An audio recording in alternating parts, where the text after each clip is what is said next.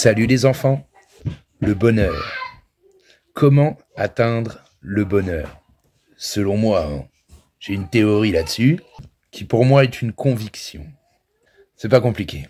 Souvent, nous convoitons les choses de notre société, les créations humaines, toutes ces créations, que ce soit le bien matériel, les biens financiers, l'argent lui-même, tout ça va empiéter sur notre bonheur en fait.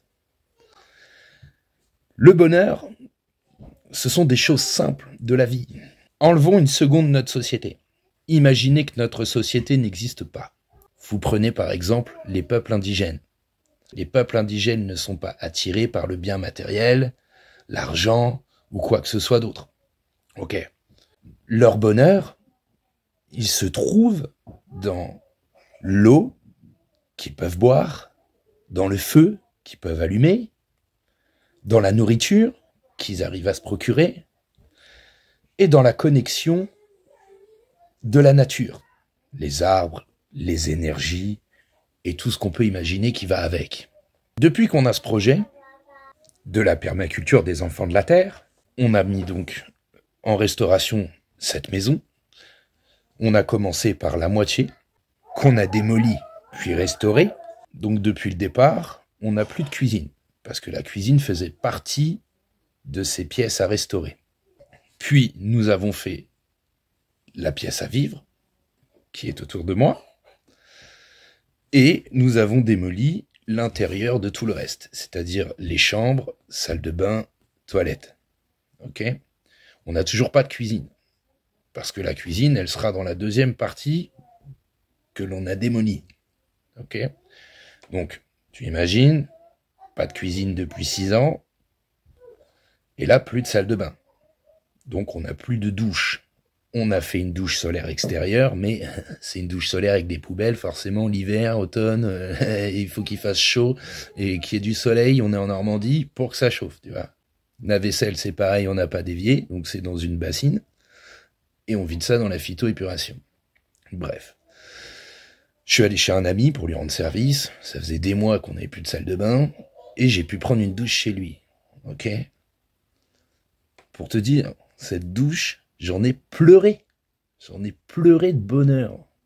En fait, c'est pour vous expliquer qu'en enlevant des choses que nous avons l'habitude d'avoir dans notre société, eh bien, une fois que tu retrouves l'accès à cette chose, c'est un pur bonheur. C'est un truc incroyable. Donc, ma théorie, ma conviction, propre à moi-même, c'est d'enlever pour pouvoir prendre conscience de la chance qu'on a d'avoir tous ces éléments qui sont une habitude. Une fois que tu as fait cette expérience, t'as plus envie de courir après ce qu'a le voisin de mieux, ou ce que peut avoir ton patron, ou l'argent que tu peux avoir, les biens que tu peux posséder. Tu vois, tu prends une distance énorme en fait sur tout ça, tout simplement. Après, il y a aussi les relations humaines.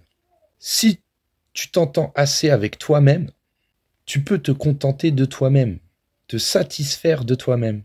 Tu n'es pas obligé d'avoir une pièce rajoutée pour avoir du bonheur. Alors c'est sûr, on a tous besoin d'une vie sociale, c'est certain. Mais encore une fois, avec ce projet, nos amis, la plupart, ne comprenaient pas ce qu'on voulait faire.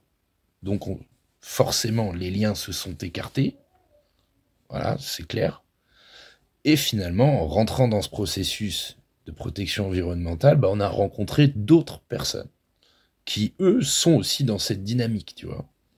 Donc finalement, les relations sociales sont revenues sous un autre biais, tu vois. Donc on a besoin de relations humaines, c'est certain.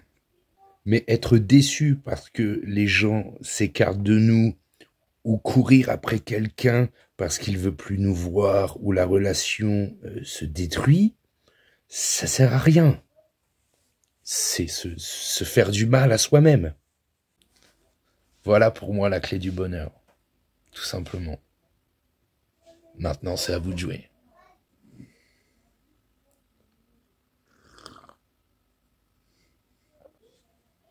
Salut les enfants.